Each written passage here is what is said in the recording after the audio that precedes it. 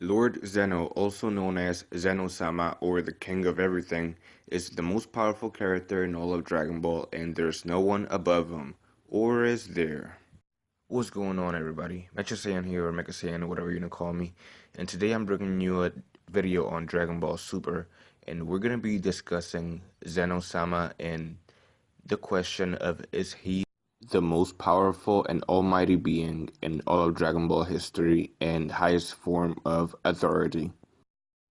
Now, it's been stated in the show numerous times that Zeno is the highest ranking form of authority, and he cannot be defeated, and his power cannot be even matched.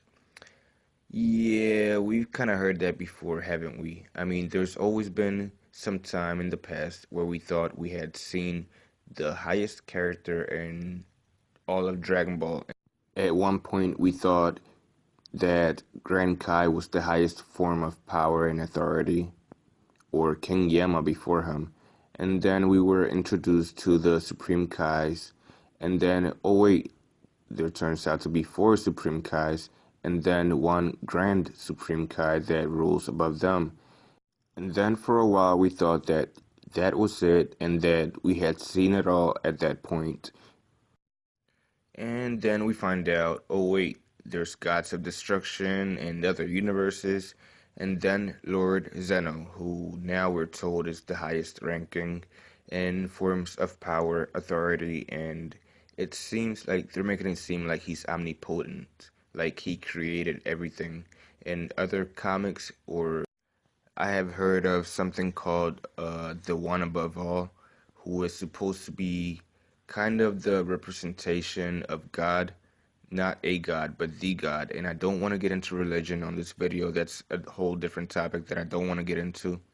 But basically, it's supposed to be the one who created everything, and there's no one above him, essentially. So if Lord Zeno is supposed to be the representation of this character, the representation of God, the God who created everything and everyone, he would have to be omnipotent. But for that to be true, he would have to exist outside of the timelines and outside of all the universes. Now it seems like he does exist outside of the 12 universes in his own dimension. However, he does not exist outside of the timelines. As we have seen, there is a future Zeno in future Trunks' timeline. And now we have 2 Zenos. So how can there be one above all, or one who governs over everything, if there's 2 of them now, and potentially there's one for every timeline? Now, I have been watching and studying some things, scientific things over the years, especially the last couple of years, and there's this topic I came across. Most of the things I look up are like quantum physics and string theory, and this kind of deals with that. It's the whole dimension theory. And before I get into this, I gotta warn you, it can get confusing. It can get really confusing. But trust me, if you watch the video, and I'm gonna leave a link in the description so you can watch the whole thing. Trust me, it makes sense. Just bear with me, and if you watch it, you will understand it, and you will understand where I'm coming from. But I'm gonna show you a short clip that basically summarizes the main point that I'm trying to get to, but I'm also going to leave a link so you can watch the whole video, because I know it's something, like I said, it can be really confusing, especially if you don't watch the whole thing from beginning to end. So I will leave a link. And Before we discuss the first dimension, we could say that we first started out with dimension 0, which is the geometrical concept of the point. A point indicates a location in a system, and each point is of indeterminate size.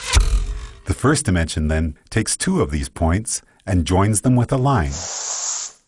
When we imagined the fourth dimension, it was as if we were treating the entirety of 3-dimensional space in a particular state as a single point, and drawing a 4th-dimensional line to another point, representing space as it is in a different state.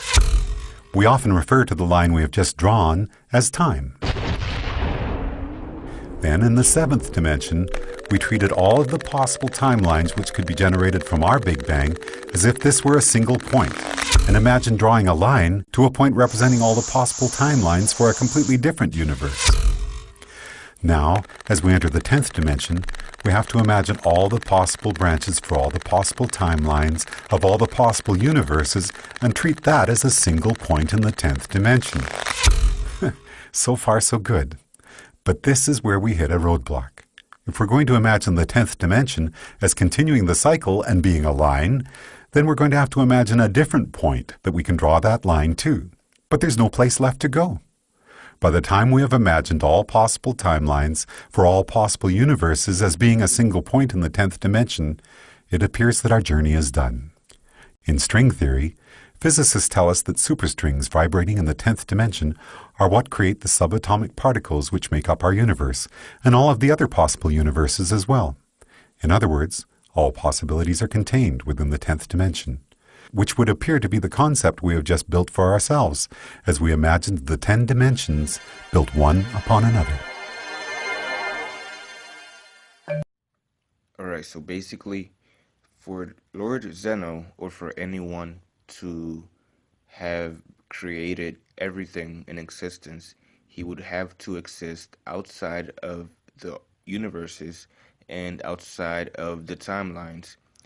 And we know that the timelines do exist outside of the universes. There is 12 universes for every timeline, and as well as a Zeno for every timeline.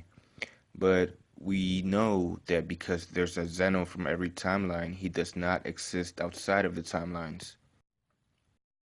So, in other words, logically speaking, there must be some other dimension somewhere that is outside of all the universes and all of the timelines.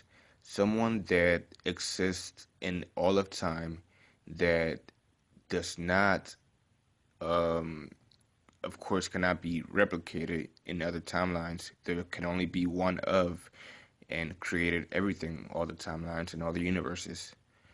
Basically, I guess Akira Toriyama, you could give him that position because yeah, you could give him that title. He's the one that created Dragon Ball and all the universes in it and all the timelines in it. So, and he's outside of, he's in a dimension outside of all of that. So, I guess if you want, you could call Akira Toriyama the one above Zeno. I know it's getting kind of silly now, but this is like beyond fourth dimensional talking now.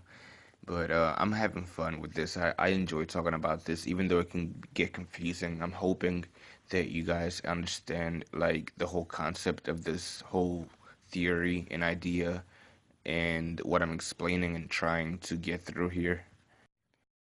But anyways, guys, that's gonna be it for this one. I hope that you guys understood what I tried to explain, and I hope you guys enjoyed the video. Hopefully, one of the bigger YouTubers will do a video on this, or hopefully they will see this and talk about it, and talk about their theories on it. Because I would love to get more people involved in this theory, and my channel is not that big, so not a lot of people are going to see this video. So it would be great if you guys help me out to get this video out there. And if you enjoyed, please leave a like. I hope you did enjoy it. And share with your friends, of course. And if you're new here, please subscribe to the channel because it helps me a ton. And thank you all for watching. Have a great day, and I will see you on the next one. Peace out, my friend.